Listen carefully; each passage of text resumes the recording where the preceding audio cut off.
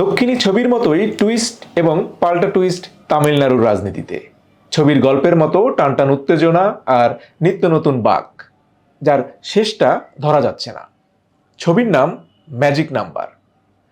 ভারতের তামিলনাড়ু রাজ্যের ক্ষমতার কুর্সি নিয়ে চলছে হাই ড্রামা, আর তা নিয়েই আমাদের আজকের পর্যবেক্ষণ।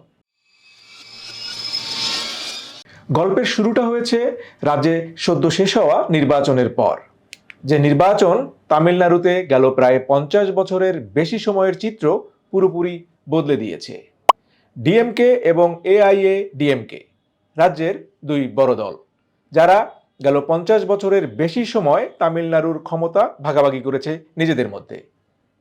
তাদের পেছনে ফেলে এবার সবচেয়ে বড় দল হিসেবে আবির্ভূত হয়েছে মাত্র 2 বছর আগে গঠিত টিভিকে পার্টি।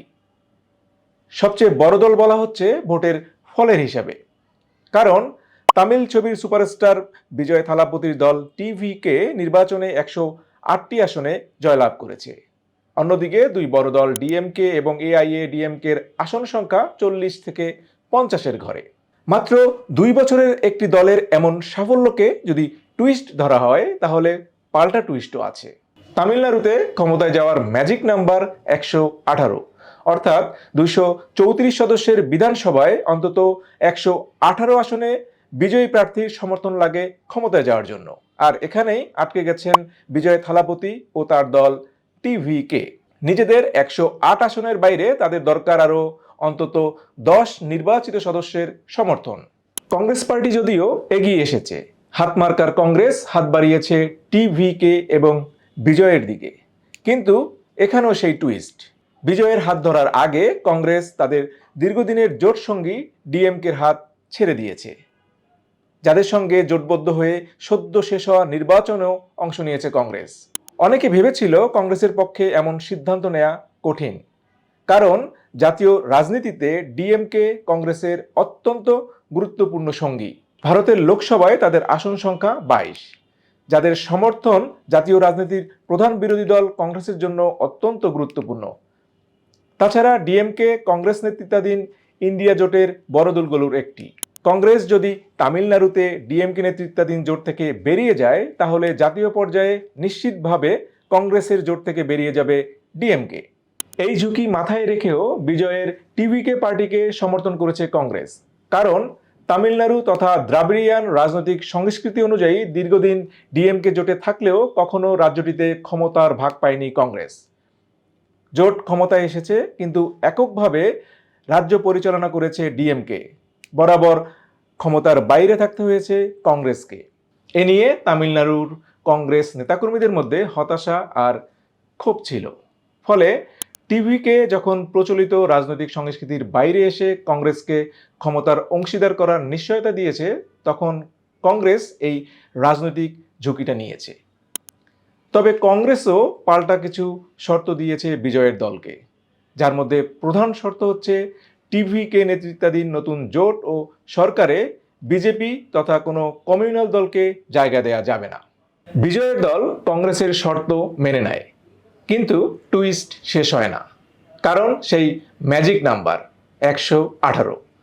কংগ্রেসের হাতে আছে 5, অর্থাৎ তারা জিতেছে 5টি আসনে। ফলে টিভিকে এবং কংগ্রেস মিলে সংখ্যাটা দাঁড়ায় 113। 118তে পৌঁছাতে দরকার আরও 5। ওদিকে তামিলনাড়ুর রাজ্যপাল, যিনি সাবেক বিজেপি নেতা, তিনি বিজয়কে সাফ জানিয়ে দেন 118 জন নির্বাচিত সদস্যের স্বাক্ষর নিয়ে আসতে হবে তাকে, নতুবা মুখ্যমন্ত্রী হিসেবে তিনি বিজয়কে শপথ পড়াবেন না। রাজনৈতিক বিশ্লেষকরা অবশ্য বলছেন রাজ্যপালকে দিয়ে করা এই টুইস্টটি মূলত বিজেপির দিক থেকে এসেছে, কারণ রাজ্যপাল এভাবে বলতে পারেন না। ভারতের সংবিধান অনুযায়ী রাজ্যপাল নির্বাচনের পর সিঙ্গেল লার্জেস্ট পার্টি, অর্থাৎ যে দল সবচেয়ে বেশি আসনে জয়লাভ করে তাদেরকে সরকার গঠনের আমন্ত্রণ জানান। এটাই রীতি। সিঙ্গেল লার্জেস্ট পার্টি যদি ম্যাজিক নাম্বার থেকে পিছিয়ে থাকে, তাহলে তাদের ফ্লোর টেস্টের মাধ্যমে নিজেদের সংখ্যাগরিষ্ঠতা প্রমাণ করতে হয়। কিন্তু বিজয় এবং তার দলকে সেই সুযোগ দেয়া হচ্ছে না। বলা হচ্ছে শপথের আগেই মেজরিটি তথা সংখ্যাগরিষ্ঠতা প্রমাণ করতে হবে তাদের। ফলে তামিলনাড়ুতে নতুন সরকার গঠন নিয়ে তৈরি হয়েছে অনিশ্চয়তা, আর সেই অনিশ্চয়তা জন্ম দিয়েছে নতুন আর এক টুইস্টের। বিজয় এবং তার দলকে ঠেকাতে নিজেদের মধ্যে আলোচনা শুরু করে ডিএমকে এবং এআইএ ডিএমকে, যারা তামিলনাড়ুর রাজনীতির দুই চির প্রতিদ্বন্দ্বী। তবে চিরবৈরিতা ভুলে ডিএমকে এবং এআইডিএমকে এক হলেও সমস্যার সমাধান হয় না। এখানেও সেই ম্যাজিক নাম্বার। এই দুই দলের মিলিত আসন সংখ্যা 106। তাদেরও জোগাড় করতে হবে অন্তত আরও 12 সদস্যের সমর্থন। ফলে ম্যাজিক নাম্বার ছুতে নির্বাচন পরবর্তী তামিলনাড়ুর রাজনীতিতে চলছে টুইস্ট এবং পাল্টা টুইস্টের খেলা। প্রতি মুহূর্তে বদলাচ্ছে পরিস্থিতি। মুখ্যমন্ত্রী হিসেবে বিজয় থালাপতির শপথের জন্য তারিখ ও ভেন্যু সম্পূর্ণ প্রস্তুত ছিল, কিন্তু থমকে আছে সব। তাহলে শেষ পর্যন্ত কি হবে? বিজয় কি পারবেন ম্যাজিক নাম্বার ছুতে? রাজনৈতিক পর্যবেক্ষকরা অবশ্য আশাবাদী। তারা বলছেন তাকে আটকানোর নানা ধরনের চেষ্টা হলেও হয়তো শপথের সময়টাকে পেছানো যাবে, কিন্তু শেষ পর্যন্ত জয়টা হবে বিজয়েরই।